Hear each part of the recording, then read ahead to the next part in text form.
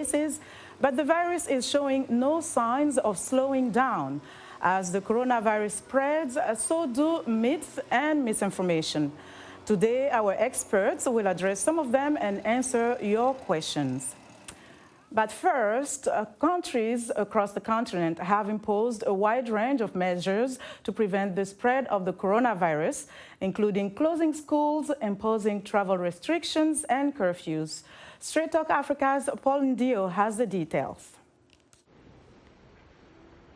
Most of the world knew little about COVID-19 last December, when reports of a new deadly virus started to surface in Wuhan, China. Since then, however, it has spread across the world, disrupting daily lives of millions of people. Many of them are now under lockdown measures meant to slow the spread of the virus. The highly contagious coronavirus is now threatening to spread across Africa. Dr. Amita Taka is the chairperson of the Nairobi-based Africa Health Business. He says Africa requires a united approach to fight COVID-19. I think everyone, government, private sector, civil society, development partners are all on the forefront and preparing to ensure that we flatten the curve. As you know, the ability of our health systems is even weaker than many of the countries that have faced high levels of mortality. The World Health Organization says the impact of a major epidemic across Africa could be devastating. Most of the continent's healthcare systems are still ill-equipped to care for what could be an overwhelming number. We should scale up our preparedness, but let's look at Kenya, for example, where I am. Our president and the Minister of Health leading the government efforts are totally on the ball about what's happening on corona. The private sector has regrouped itself in an organized manner to provide the support it needs. There are measures being taken to try and prevent transmission. As you know, in Africa right now, we are focusing on the big three goals. The first goal is prevent transmission. The second goal is prevent death. And the third one is preventing social harm. All our activities are geared towards these three goals. COVID-19 has killed tens of thousands of people, according to Johns Hopkins Medical Center, but over 270,000 people have recovered from the disease. Dr. Laura Tani Rimac, a family physician based in Saskatchewan, Canada, says Africa is still ground zero, even though medical professionals and governments are doing their best. There are three steps. It's testing. It is also having access to the result. And then if you have it, you have to be staged in terms of severity and treated. But also, if you don't have it, we want to prevent you having it. Or if you have mild symptoms, then you also have to be socially isolated to prevent its spread. Dr. Tanya Rimac warns that Africans need to change their mindset. That this virus is aggressive, it is a killer, it is a paradigm shift. It is not about panic, it is about calming down to realize that this virus it travels in the air, this air that we all breathe. Many countries are facing a severe shortage of masks and other personal protective equipment as the coronavirus infects more people and claims more lives. Social media outlets are teaming up with countries on the continent to fight the misinformation about COVID-19 on social media platforms. Paul Ndiho, VOA News. Now I'm pleased to introduce our guests. From Durban, South Africa, we are joined by Dr. Salim Abdool Karim, epidemiologist and director of the Center for the AIDS Program of Research in South Africa, CAPRISA. From New York City, we are joined by Dr. Tsion Firew, Doctor of Emergency Medicine and advisor to Ethiopia's Minister of Health on Emergency Care and Strategic Partnership. In Abuja, in Nigeria, we have Dr. Ibrahim Abubakar Kana, Director and National Program Manager for Saving 1 Million Lives Program for Results, a World Bank-funded project in Nigeria's Federal Ministry of Health Also joining us today from Ouagadougou, Burkina Faso, is Dr. Moumini Niaoné, Executive Director of Pool for Progress Burkina Faso, and also Behavioral Social Health Specialist. A warm welcome to you all for joining us on this special edition of Straight Talk Africa. Thank you so much for joining us. And to you, our viewers, you can join the conversation on social media with the hashtag VOA Coronavirus Africa. Dr. Karim, let me start with you. South Africa currently has the highest rate of coronavirus infection in Africa. Can you give us a quick overview of where things stand currently? Sure. The first case of the coronavirus infection was detected in South Africa just about a month ago on the 5th of March. It grew initially very slowly, but we reached about 100 cases in just over a week. And since then, it has grown quite rapidly. In the last few days, the numbers of new cases have steadily declined, and that's largely a function of the first epidemic, which was mainly among travelers. So most of the cases we have now, it's just under 1,700 cases, were among those who traveled overseas and came back positive, and then some of their contacts. Okay. But over the last few days, we've now seen community transmission. So the virus is now transmitting at a community level, and we expect to see those cases in the next wave. Very important point. We went from travel infection to community transmission, and we'll talk more about that during the discussion. Now to you, Dr. Tsion. You are a special advisor to Ethiopia's Minister of Health. What is the current situation of the COVID-19 outbreak in Ethiopia? Okay, so in Ethiopia, our first case was on March 13, and in the past, I guess 3.5 weeks now, total cases as of this morning is 52 cases, and we've had 2 deaths so far. One thing I would say is Ethiopia has established the Emergency Operations Center, activated the Emergency Operations Center as of January 27 because Ethiopia was identified as a high-risk country because it's an international hub. Flights continue to other parts of China, and also lots of traffic to the airport. So the screening at the airports were very vigilant from the very beginning.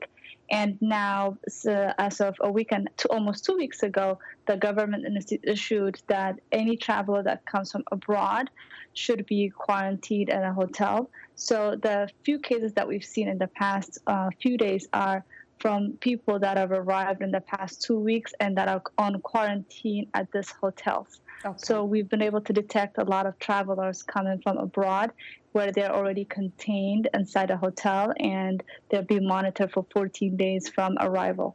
All right, and we'll see more what measures are being put in place in Ethiopia. Now to you, Dr. Kana. Nigeria was the first country in sub-Saharan Africa to have a case of COVID-19. What is the latest on the outbreak in your country? Thank you very much. As of yesterday night, 9:30 p.m., Nigeria actually recorded 238 cases, out of which, as at that yesterday also, we have discharged about actually 35 patients. And Nigeria has recorded so far 5 deaths. Incidentally, over 60% of the cases recorded in Nigeria are actually patients, or rather travelers that came into the country. I must quick to say here that the first recorded case in Nigeria was actually an Italian who actually worked in the country. And he came in through Lagos Airport, and he traveled down to a state called Ogun State, which is a state, neighboring state to Lagos State. But you see, government was very proactive at that time, to quickly address, or rather to track all the contacts that the first in this case actually made. That actually helped us greatly. Again, we are coming from Ebola. If you recall, Nigeria did very well in the control of Ebola, even when most of the people around the world felt Nigeria would not be able to control Ebola. But we brought Ebola to its knees, and we controlled Ebola within a short period of time. And we'll definitely see the lessons learned from Ebola, and this is something that we will touch on, Dr. Kana. Now, let's go to Dr. Niaoné in Burkina Faso. Your country recorded the first death of COVID-19 in sub-Saharan Africa on March 18. Give us a sense of where the country is with the coronavirus outbreak as of now. Okay, so right now we have 364 cases with 18 people who died from coronavirus, and we have 108 people who recovered from the disease. And the first case came in March, the 9th of March, and it started with some travelers and the government officials and some diplomatic officers in the country. So this is what we have in Burkina so far. So we clearly see a common thread here is that the first cases in Africa, or sub-Saharan Africa in particular, were related to travelers coming from abroad, especially from Europe. There's a lot that we do not know about COVID-19 coronavirus, and we'll try to have more understanding today. Our viewers as well have many, many questions, and many of you sent us your video questions, and we'll try to get through as many as we can. Let's begin with a question from Zimbabwe. At what stage can you tell that you have the disease? How long does it take for you to get sick after you are infected? And Dr. Karim, let me give you this question. At what stage do you know that you are infected with coronavirus? Talk to us a little bit about the infection. So given that we didn't know this virus existed before 19th of December, the information and the knowledge we've had is really from the last few months, and most of it is thanks to the detailed research from our colleagues in China. And what we do know is from the date on which a person gets infected, the symptoms appear about a week later, somewhere in the order of 7 to 10 days. The symptoms that are most common are an upper respiratory tract infection. So it's things like fever, which is the most common, cough, sore throat. So when you're looking at a patient who's presenting with this, you can work on the basis that roughly the infection occurred just over a week ago. Mm-hmm. And at what stage does one need to report to the hospital if they see that the symptoms maybe increase? Because we hear reports where people can stay home and take care of themselves and then report to the hospital. So what is the case then? Let me give you this question, Dr. Tsion. Would you enlighten us? Okay, so I think it depends on the resources that you have and depends on the number of the cases that you have in the country and what your Ministry of Health or what the country is doing. So my experience from for the Ethiopian cases have been that if people are quote unquote high risk, meaning having traveled or exposure with a known COVID-19 or in the areas where we've seen the community spread, people would have to call the number that's provided from the Ministry of Health when they develop symptoms. So then eventually they will get tested if they meet the criteria based on what my colleague had described, where things are changing by the day based on the experiments and based on the studies that are coming up.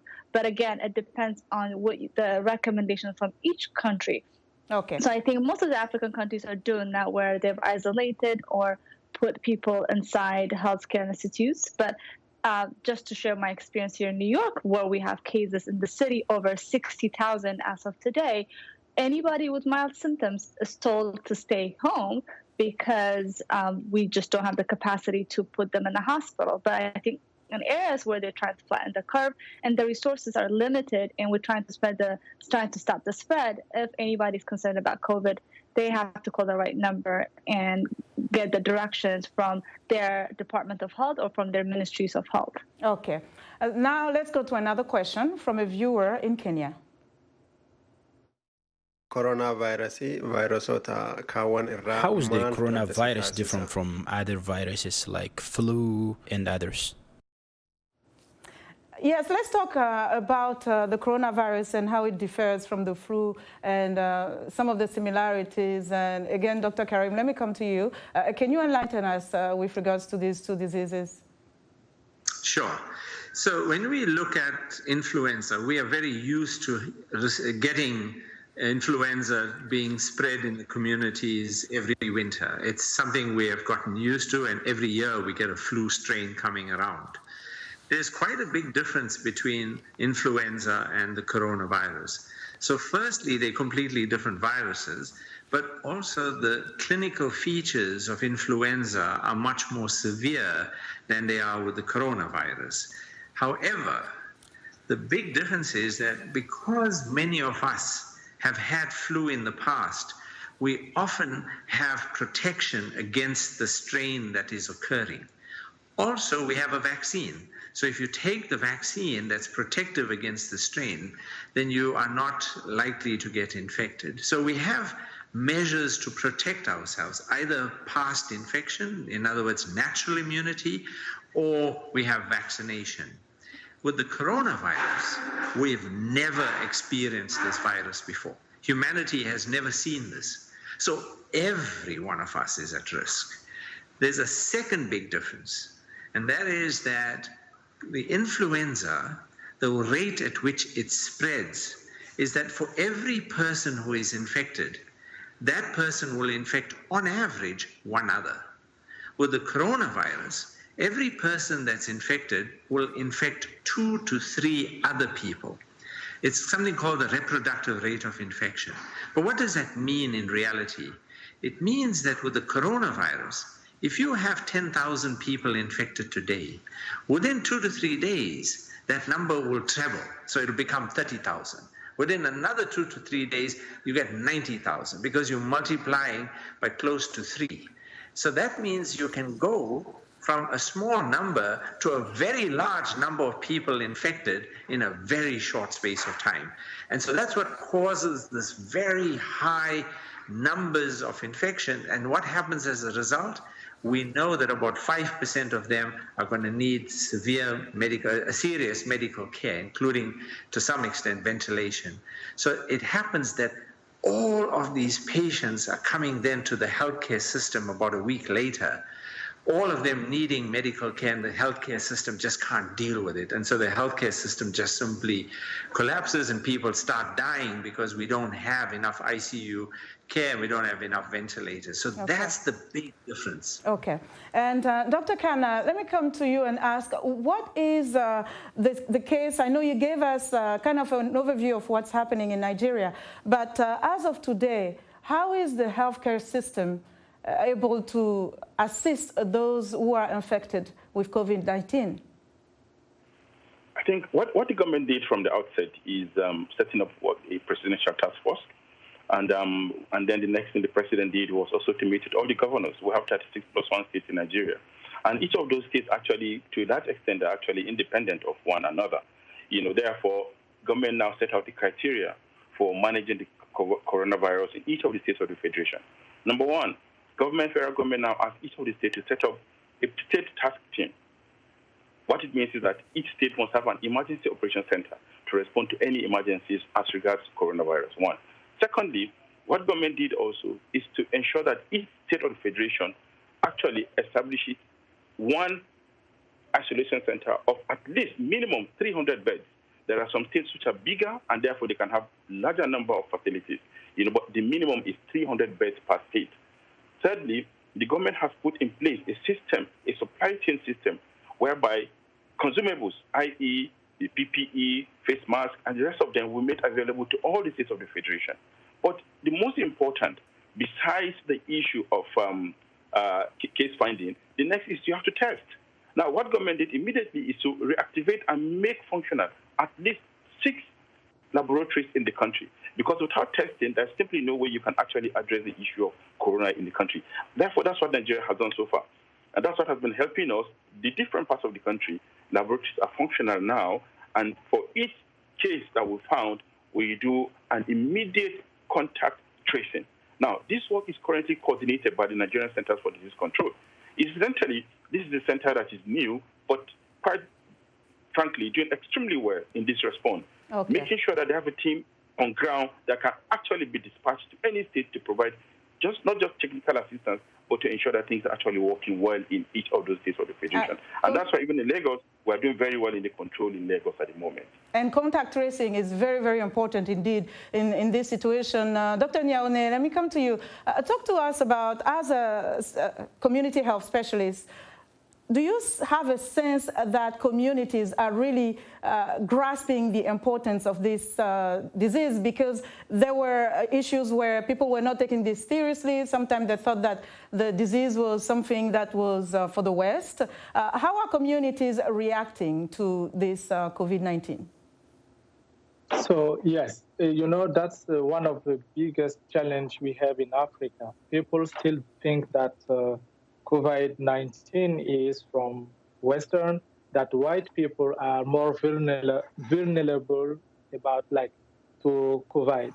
And in Burkina, for example, the disease started from people who traveled.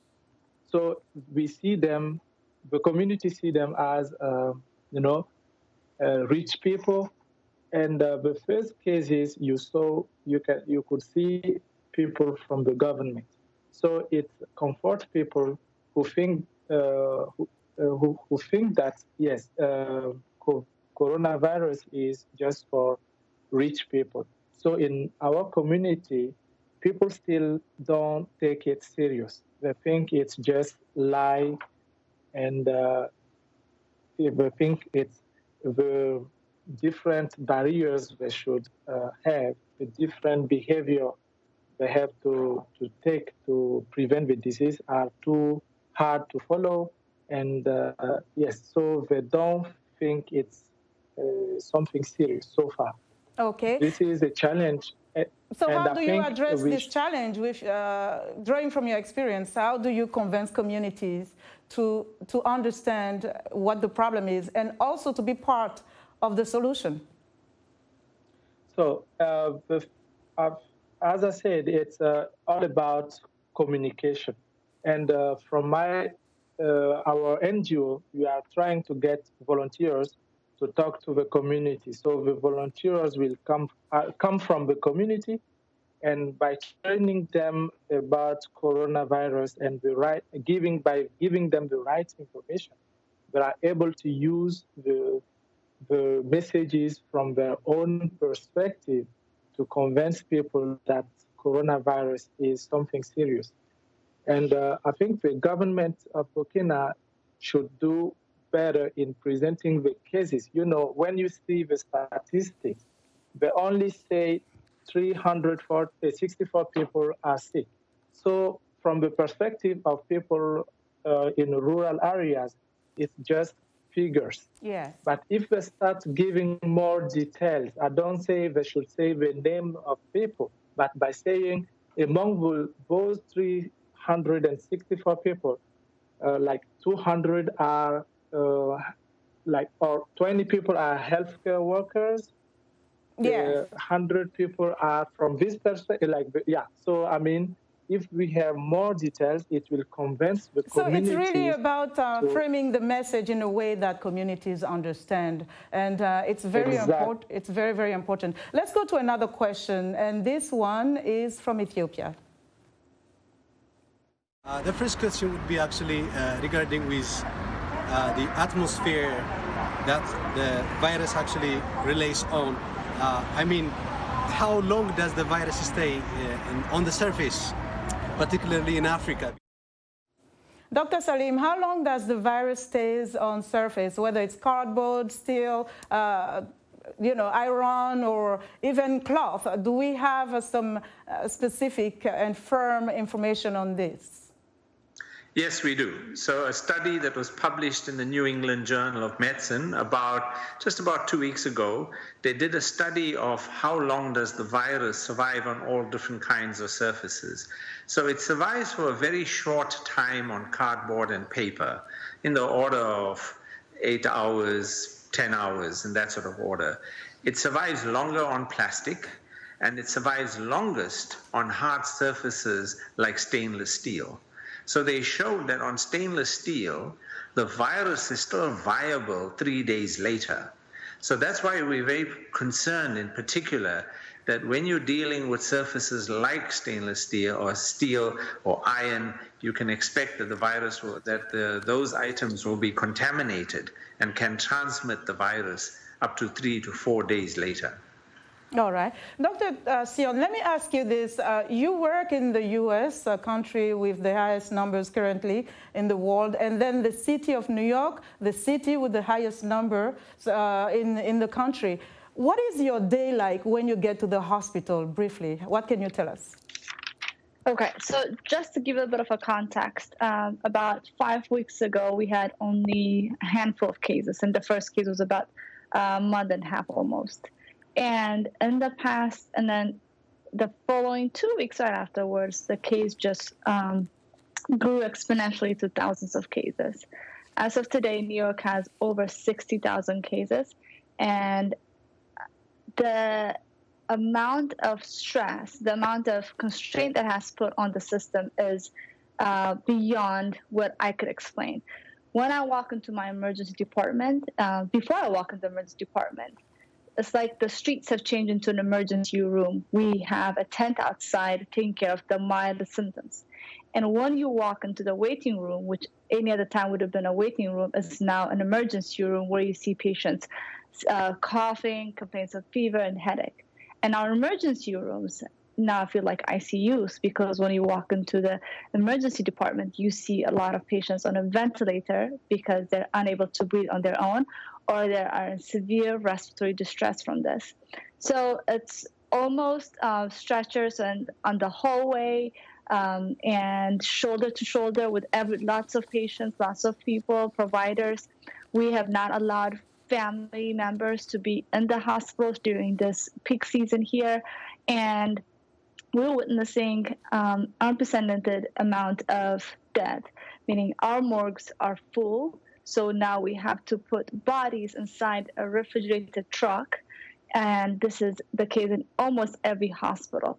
And the sad thing is the governor announced yesterday that we're running out of burial spaces, that would have to start using park spaces for burials. So as a person who practices in a high-income country and also knows the issues in most of the sub-Saharan Africa, I never thought I would witness things like this in the U.S., where we presume to have lots of resources and also the right amount of human resources as well.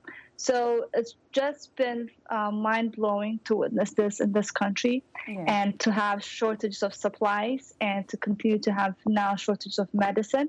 So it's been overwhelming for everyone in healthcare profession in the U.S. in the past few weeks. Overwhelming indeed. Dr. Kana, talk to us about the situation of healthcare workers in Nigeria. It's a global problem, access to equipment, access to protective gears. We've seen it in developed countries. What is the situation in Nigeria? Well, certainly, Nigeria cannot be different from most parts of the world. If America, most parts of Europe are complaining about equipment, consumables, certainly Nigeria is equally facing the same situation. But the luck we have at the moment is that, yes, we've taken an inventory of all the equipment that we have in Nigeria, i.e. ventilators, and of course the testing materials as well. We're far short of what we require, considering a population of 200 million. But the luck we have at the moment is that in as much as we're still mostly resources from around the world, including from the United States, including from China, and most parts of the world that actually produce this equipment, we're sincerely grateful to God Almighty that the cases in Nigeria are still within manageable limits. Most importantly, of the 238 cases that we've had so far and the 5 deaths, actually none actually required serious ventilation.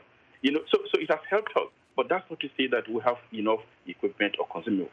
Now, moving forward, this has actually brought to fore the reality that we have to actually strengthen our system. In terms of human resources, we have enormous number of doctors, nurses, and paramedics in the country. What government is doing right now is to get ready for the worst case scenario. Absolutely. So what the Minister of Health has done now is to ensure that he mobilizes the existing healthcare workers, that's number one, those that are under the employment of government. Number two, those that are in the private sector and the military. Now, these are the ones that are being mobilized now. And thirdly, the ones that are even unemployed or those that are retired. Okay. What government is doing now is working with the medical associations to ensure that these numbers of people or personnel that are outside are actually taken into consideration and brought together while waiting for any eventuality, while praying to God Almighty. So all hands on deck. All hands on deck. Okay, Absolutely. Dr. Kana, we'll talk more about this.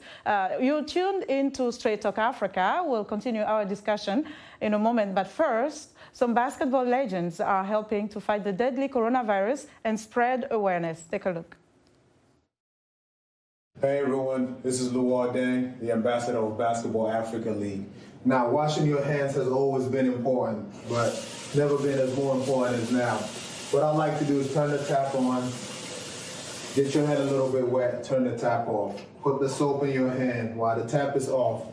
Start washing your hands. Make sure you get between your fingers, get your wrist, and get the other side of your hand, right? Keep washing your hand. Make sure your hand is as clean as it can be. We want to wash our hand for 20 to 30 seconds, right? Turn your tap back on. So you wash your hands, get in your wrist, and get in your hand. Now, the most important part, when you finish washing your hands, make sure you turn the tap off with your elbow. After you turn the tap off, let your hands dry or use a paper towel. All right? Be safe, everyone. Hi, everyone. It's Taco Fall. I just wanted to say that now's the time to practice kindness and empathy towards everyone around you. We all doing our best to get through this together, so make sure you do your part. Grab a book, read it to your nieces and nephews on video chat, make a donation of canned goods to your local food bank, or even add some items to your shopping cart for your elderly neighbors. But most importantly, don't forget to just pick up the phone and call somebody and check in. That may mean a lot. You never know. We all can be next to each other right now, but we still can show how much we care about one another. So visit NBAtogether.com and join us in inspiring acts of caring. Thank you. Welcome back. You are watching a special edition of Straight Talk Africa on the COVID-19 coronavirus pandemic. From Durban in South Africa, we are joined by Dr. Salim Abdool Karim, epidemiologist and director of the Center for the AIDS Program of Research in South Africa, CAPRISA. From New York City, we are joined by Dr. Tsion Firew, Director of Emergency Medicine and advisor to Ethiopia's Minister of Health on emergency care and strategic partnership. In Abuja, Nigeria, we have Dr. Ibrahim Abubakar Kana, Director and National Program Manager for Saving 1 Million Lives Program for Results, a World Bank-funded project in Nigeria's Federal Ministry of Health. And also joining us from Ouagadougou, Burkina Faso, is Dr. Moumini Niaoné, Executive of Pool for Progress, Burkina Faso, and a behavioral social health specialist. We have another question from Lagos. Let's take a look. The doctors are liable to, contact this disease easily. The question is, how do you prevent yourself and to be able to treat others? Dr. Niaoné, let me give you this question. What do you tell communities in terms of preventing coronavirus?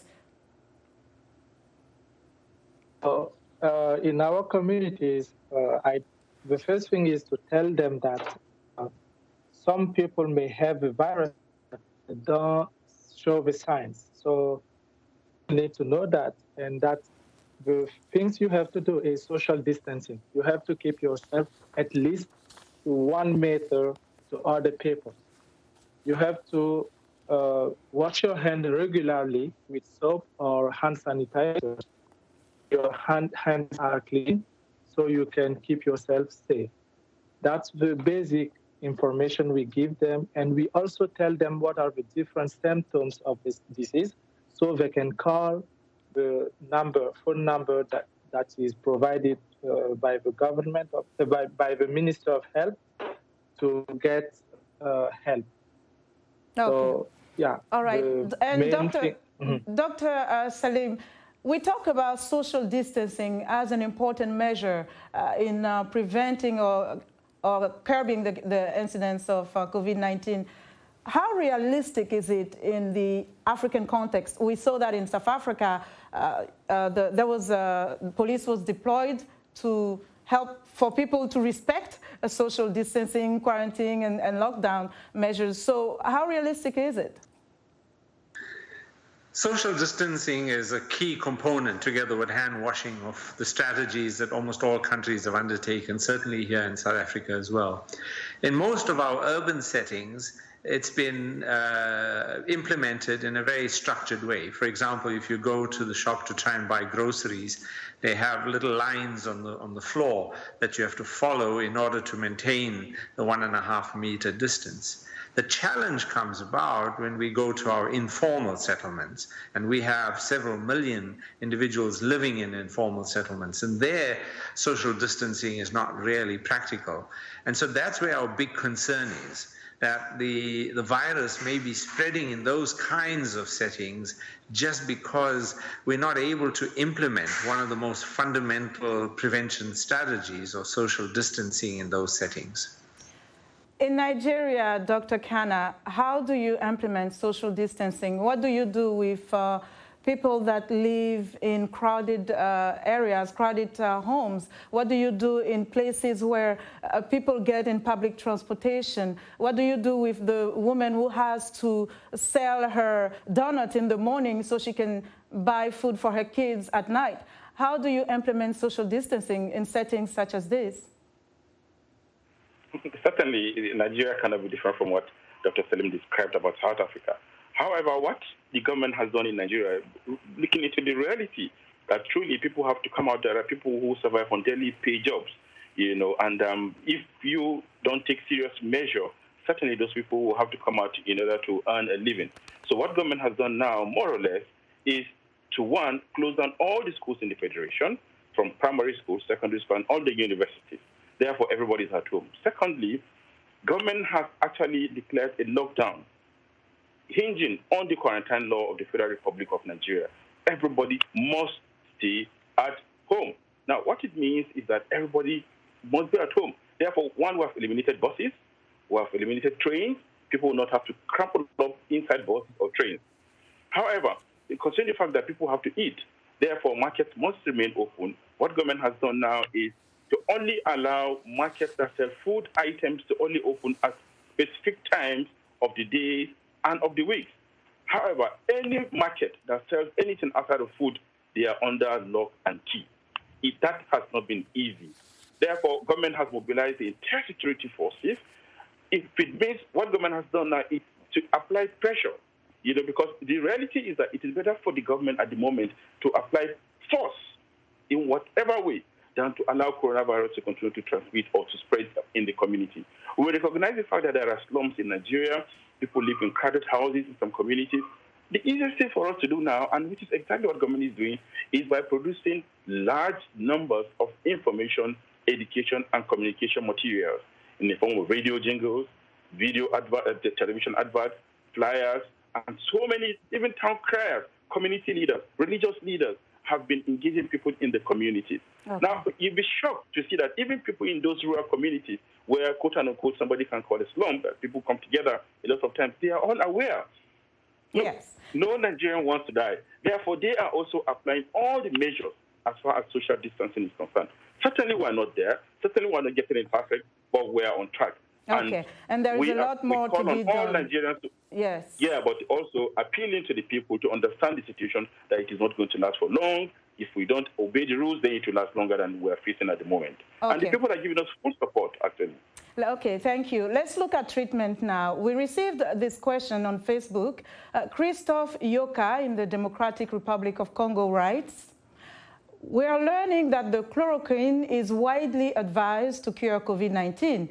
Is that medicine the same that was used against malaria and declared harmful? And how can we use it to heal from the new coronavirus?" Dr. Salim, tell us about chloroquine. It's been in the news for various reasons. Is chloroquine used at the moment to treat patients? And if yes, how so? It started when chloroquine was first used in patients in China as a potential immune modulator. So chloroquine doesn't have an effect directly on viruses.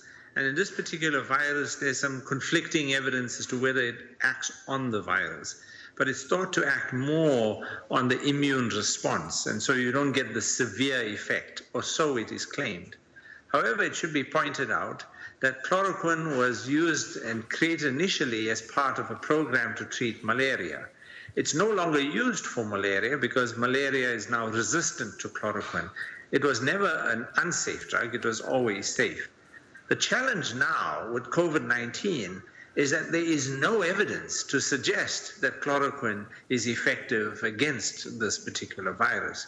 There are two studies, one from France, which didn't have a control group, but there was a more definitive study of 62 patients from China, which showed that chloroquine didn't really have any significant benefits.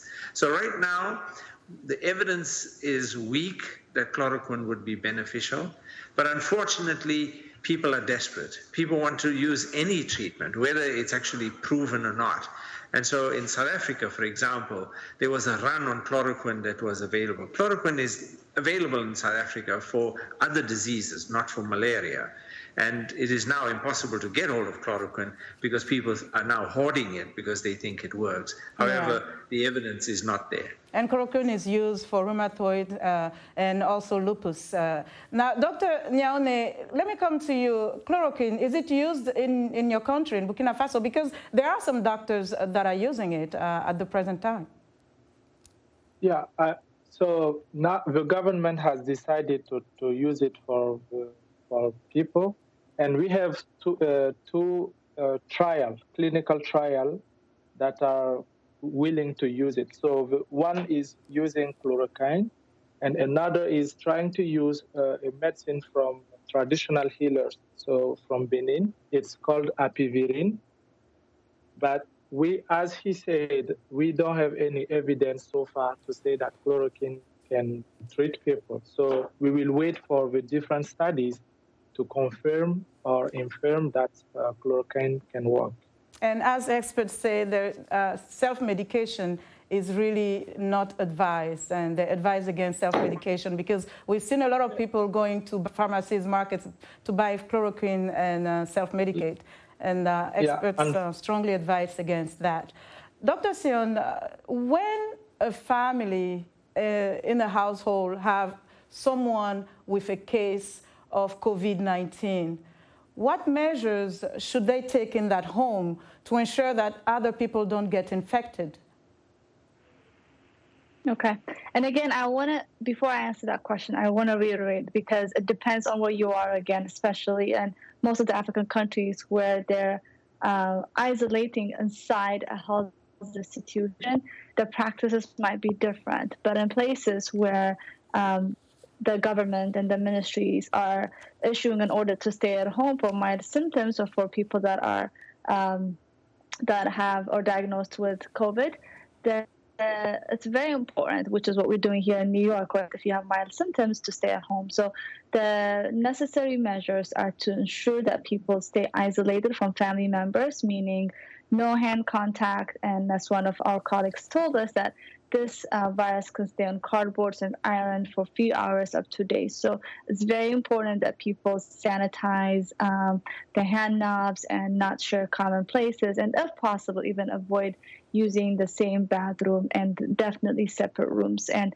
to keep that distance of 2 meters or 6 feet is very, very important, and to ensure that people are not engaged in any kind of touching and not sharing plates, and that especially the person who has this disease should not be preparing meals for the family and those things. So it's important that they stay isolated, and when they're talking to them, especially the symptomatic people, could have the virus coming out of a droplet from their mouth. So it's recommended to wear a mask for the symptomatic ones. And now there's new data. It's not showing that it's airborne, but to also for other people to wear masks where there's a rampant spread of spread of this disease. So it's important that they stay away from the disease or from the person that has the symptoms, and make sure that hand washing strategies and avoid touching faces and eyes, and to really be very vigilant of those things. Like, people are very unaware, and they could be touching their glasses,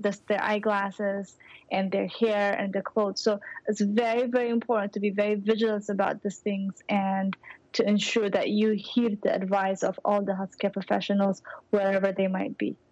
All right, let's go to another question from a viewer. So my questions to the doctors is this. It is rumored that in areas with warmer climates, like in Africa and Kenya, the spread of coronavirus is quite slow. So I'd like to know whether this is true or false. And also, as we are approaching the rainy seasons, which are about to start in April, should we expect to see an increase in the number of coronavirus cases in Kenya, since the climate will be a bit cooler? There have been many rumors and many myths and misinformation out there on social media, including social media. What do we know in terms of the warm weather or even the heat and coronavirus? Dr. Karim, do we know anything specific? Yes, we know quite a bit. So the virus itself grows and comfortably survives at 37 degrees Celsius, which is our normal body temperature. So in most warm settings, the virus should not have any difficulty in surviving. There's a bigger issue as to whether it can survive cold temperatures. And there, studies have shown that even as low as 5 degrees Celsius, that the virus does survive. So the rumors that went around that, we should just wait for our summer and that will take care of this problem, I'm sad to say, is simply not true. Mm-hmm. There are also there is a belief that you can catch coronavirus by handling money. Is this true, Dr. Salim? Yes, it is true, because the virus can survive on paper. And it survives not for a very long time, but for a few hours. And so paper is one mechanism by which it can be transmitted. So what should people do when they are handling money? Well, it goes without saying, we've got to hand sanitize, we've got to use alcohol-based sprays to maintain our hand hygiene, wash our hands. And every time you handle money, you should use some sanitizer or wash your hands.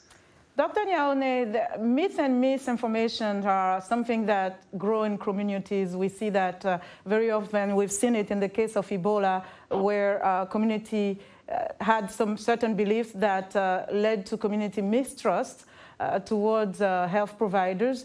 Talk to us about one of the myths that you are working on in terms of dispelling it and educating the mass population to get the right information. So one of the major myths we have here is that only rich people get coronavirus. So, and unfortunately, the first cases started from the government people and rich, that we assume they are rich because they can use plane to travel. So, for example, the first person who died in Burkina is a lady who worked with, I forgot the name of the place. Yes, that's okay. She's, Go ahead. So in our communities, our effort now is to show people it's not only rich people who can get the disease. It's not only higher society people who can get it. And so we are working on telling them how the disease is spread and how they can prevent it they can prevent it by washing their hands, by using masks, and by respecting the different rules of social distancing. So the main idea of rich people getting the disease is one of the major things. But we also have people who believe that chloroquine can treat the disease. So this is one of the problems we also have. And yes, and Dr. Karim clearly explained that earlier. Thank you, Dr. Niaoné. Dr. Kana, in Nigeria, can you tell us about one myth or misinformation that you would like to perhaps correct? Well, the number one misinformation, really, people think that this is the disease of the rich. You know, because if you go to, quote unquote, the relatively poor communities, they say, no, this is the disease of the rich people. You know, paradoxically, or rather incidentally, of all the diseases that have come into the world, coronavirus seems to be the number one condition that actually started affecting or infecting people of affluence. You know, in the past, like most other diseases like HIV, tuberculosis, and measles, and other childhood diseases, they usually affect mainly poor people. But for the first time, in fact, even Lassa fever that we still have in Nigeria affects largely poor people. But till date, most of the people that have been infected, or rather present with signs and symptoms of coronavirus, actually are people who have traveled abroad or who had contact with those that returned from abroad. Therefore, ordinary people in Nigeria, which incidentally constitute over 50% of the population in the country, will say, look, I have no relation of anybody that traveled abroad. I don't know anybody that ever traveled abroad, and therefore I am safe. You know, but that is the myth. The reality is that in the houses of the wealthy people, we have drivers, we have cooks, we have gardeners. These are people of low socioeconomic status. They mingle directly with the people of affluence. And where do they live? They go back to the local communities and the quote-unquote slums.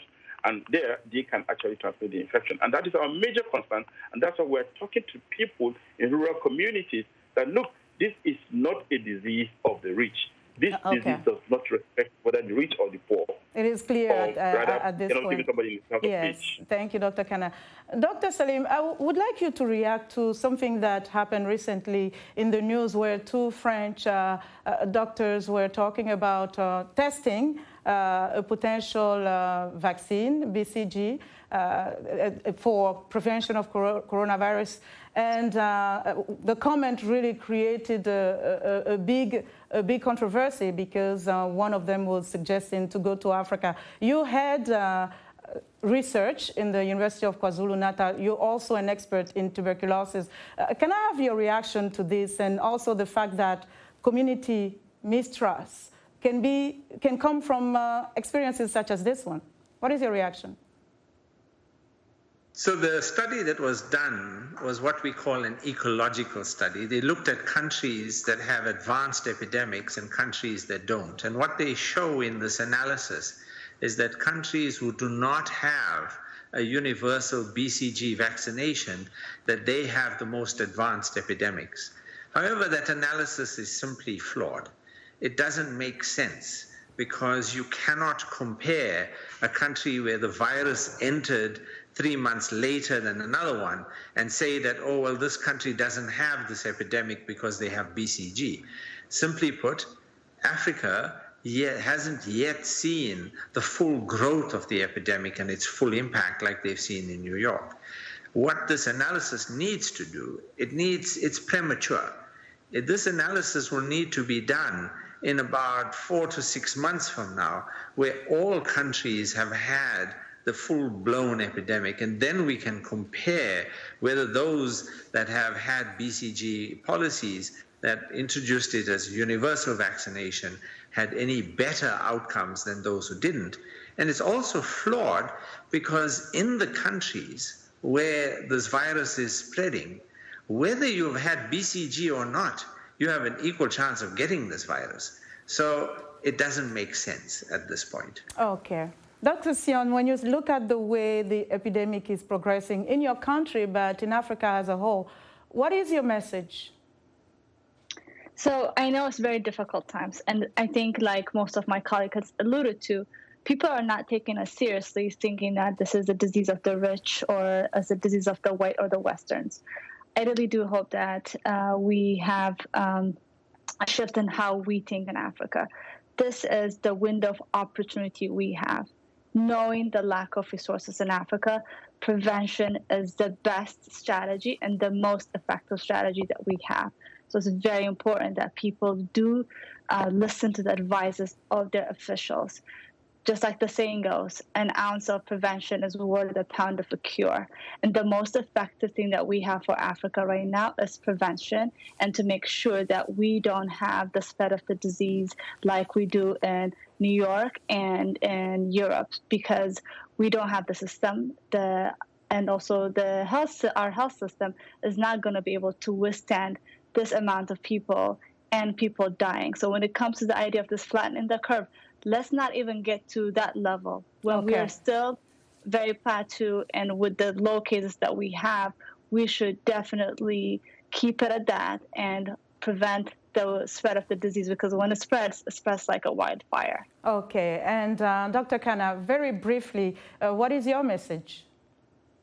Well, first of all, for everybody in Nigeria and Africa in general to accept the fact that this is a global disease, it is a pandemic. It is not only peculiar to Europe or America, it is peculiar to everybody around the world.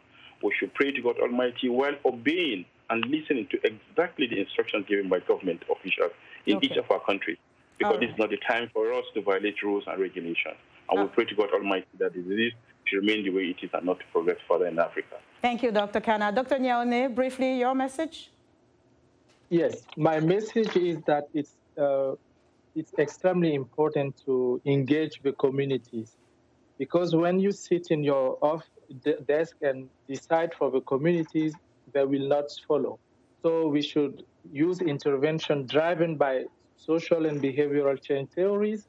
We should use evidence, and we should contextualize our interventions using inputs from communities. So my message is to our community to the country leaders to involve the communities in the intervention.